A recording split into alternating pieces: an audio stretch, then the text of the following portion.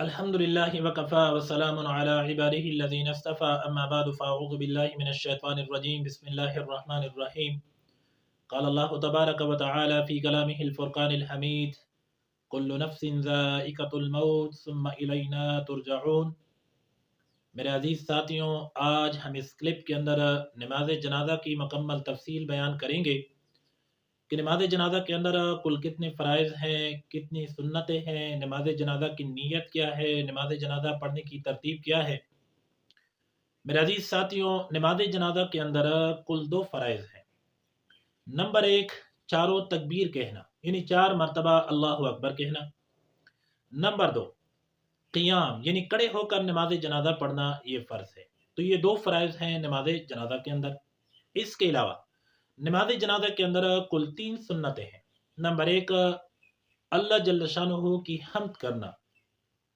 Number 2، سرور کائنات فخر دو جہاں امام الانبیاء نبی پاک صلی اللہ علیہ وسلم پر درود پڑھنا۔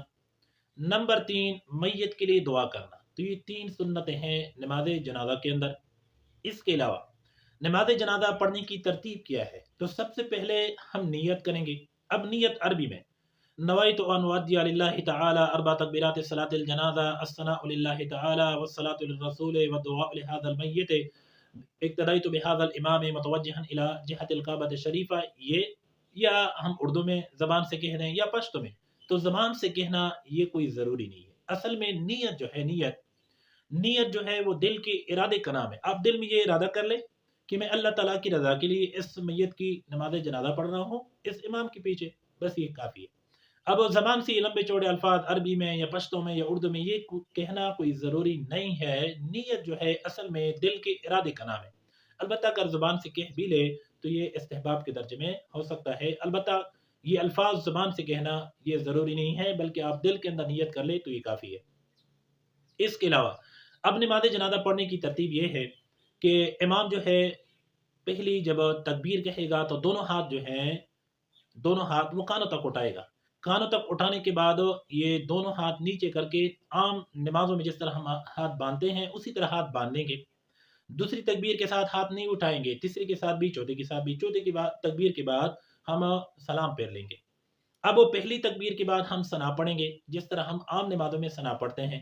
دوسری تکبیر کے بعد ہم درود ابراہیم یعنی درود شریف پڑھ لیں گے۔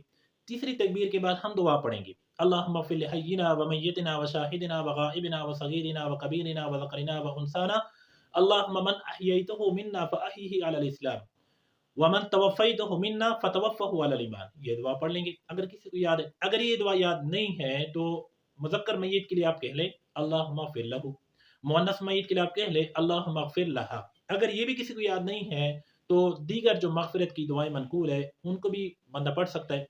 اچھا، اب اس کے علاوہ اگر کوئی چھوٹا بچہ ہے تو اس کے لیے کون سی دعا ہے؟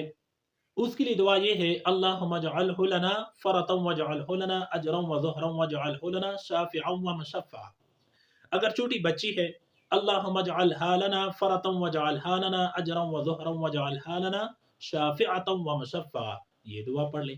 تو یہ جو ہے نماز جنازہ کے اندر جو فرائض تھے وہ ہم نے بیان کر دیے، جو سنتیں وہ بیان کر دی، نیت کا طریقہ بھی بیان کر دیا، اور نماز جنازہ کی جو مکمل تفصیل تھی وہ ہم نے آپ لوگوں کے سامنے رکھ دی، کیونکہ ہمیں اکثر اور عام معمول کے اندر یہ چیز پیش جو ہے نا وہ آ جاتی ہے، اس لیے میں نے آپ لوگوں کے سامنے یہ تفصیل نماز جنازہ کی رکھ دی۔ والسلام۔